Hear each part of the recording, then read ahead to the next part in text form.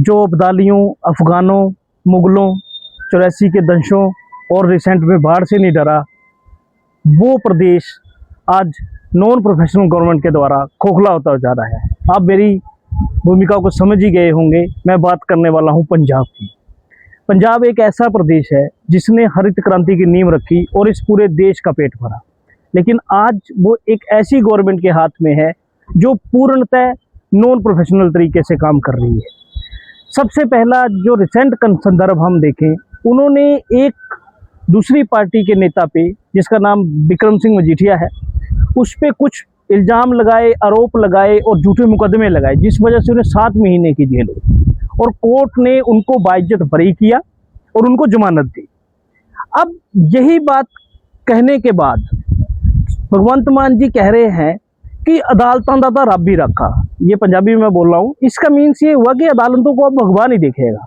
अब आप बताइए कि जब सुप्रीम कोर्ट ने केजरीवाल साहब को जमानत दी, सत्येंद्र जैन को जमानत दी, तब तो सच्चाई की जीत थी। अब उन्होंने मजीठिया साहब को जमानत दी तो अदालतों का रब रखा हो गया।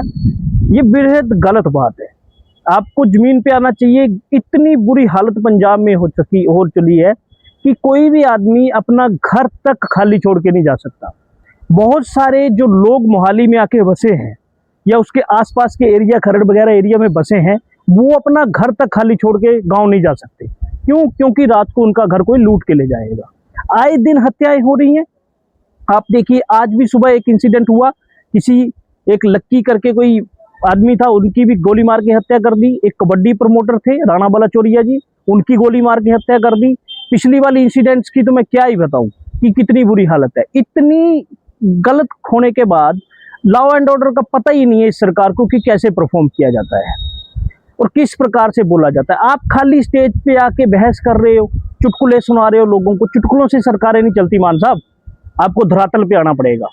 ना तो जैसा कि पहले हुआ है कि गांव में लोगों ने बीजेपी गवर्नमेंट के नुमाइंदों को घुसने तक नहीं दिया, यही चीजें कुछ आपके साथ भी होने वाली है।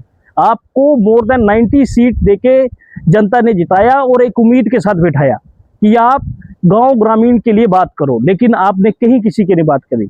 आप सिर्फ किसी के डायरेक्शन में आके काम कर रहे हो। पंजाब को संभालना और दिल्ली को संभालने में बहुत फर्क है।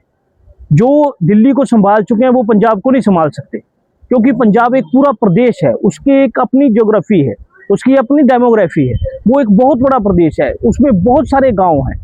हर गांव के लिए पक्की सड़क, पक्की नालियां, पक्की जिम और भी खेल के जो भी प्रोसीजर्स आपने बताए थे कि मैं आऊंगा तो मैं ये करूंगा, क्या किया आपने? आपने महिलाओं को 1000-1000 रुपया बोल के वोट ले लिया, ठीक है। और उसी मैं आलोचना कांग्रेस की भी करना चाहता हूं, जिन्होंने एक आदमी को पार्टी प्रधान बना रखा है, वो 12 चौके 12 पंजे 48 बोल रहा है। ये कौन सा हुआ? और वो प्रधान बनने के लायक है आपकी पार्टी का? वो तो आपकी पार्टी को वैसे डुबो देगा। अब क्या वो क्या कि धरातल पे कोई काम कर रहे हैं? कोई नहीं काम कर रहे। उसी हिसाब से अकाली दल भी है।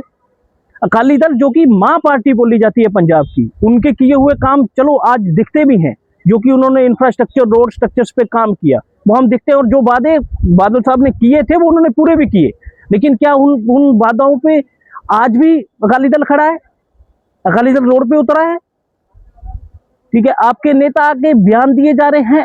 इस तरीके से अगर आप रहेगा तो ये मानिए कि आने वाले टाइम में फाइट सिर्फ आम आदमी पार्टी, क्योंकि वो रूलिंग में है इस वजह से, और बीजेपी में रह जाएगी। बीजेपी की पंजाब प्रदेश पे बहुत पहले से नजर है, लेकिन पंजाबी लोग जो कि गोलों, तोपों, किसी चीज से नहीं डरते, लेकिन उनको ऐसी चीजों में उलझा दिया गया है कि वो इन चीजों से खत्म होते जा रहे हैं। बहुत सारे प्रवासी लोग वहां आके बस गए, जिनकी वोटर बन गई, आधार कार्ड बन गए, और वो बिल्कुल ही इलेक्शन में भी उनका खासा रोल रहा है। तो पंजाबी आदमी की कहीं पूछ है नहीं। तो ये मेरी सरकारों से डिमांड है, मान साहब से, कि अभी भी सुधर जाइए और लॉ एंड ऑर्डर को सख्त करिए। नशे की तो आप सुन ही रहे होंगे, नशे की क्या हालत है पंजाब में। गांव गांव में नशा पहुंच गया। आप बोले थे हम तो बहुत बड़ी रिकवरी करेंगे, हम तो हर गांव नशे से मुक्त कर देंगे, लेकिन ऐसा होता हुआ कहीं दिख नहीं रहा है। गांव के नौजवान सारे लोग खत्म होते जा रहे हैं। आए दिन बुरी हालत हो रखी है। नहरी पानी का क्या हाल है? बाढ़ के बाद क्या आपने ओवरकम किया? आप खाली आएंगे। मुझे पता है जो आपने वादा किया 1000 रुपए का वो आप दे देंगे चुनाव आते आते, ठीक है, या चुनाव से पहले, लेकिन इस तरह आप बीजेपी की तरीके से मत चलिए। उसने भी बिहार में ये किया, आप भी ये कर दो, ठीक है। तो मैं बोलना चाहता हूँ दूसरी पार्टियों को, जनता के लिए काम करिए आप इस तरीके से आके कोई गवर्नमेंट नहीं चला सकते कि जब आपका आदमी छूटे तो सच्चाई की जीत, दूसरे का आदमी छूटे तो अदालतों का रब रखा। और नई तथ्यात्मक जानकारियों के लिए जुड़े रहिए मेरे चैनल वॉइस एंड व्यूज। धन्यवाद।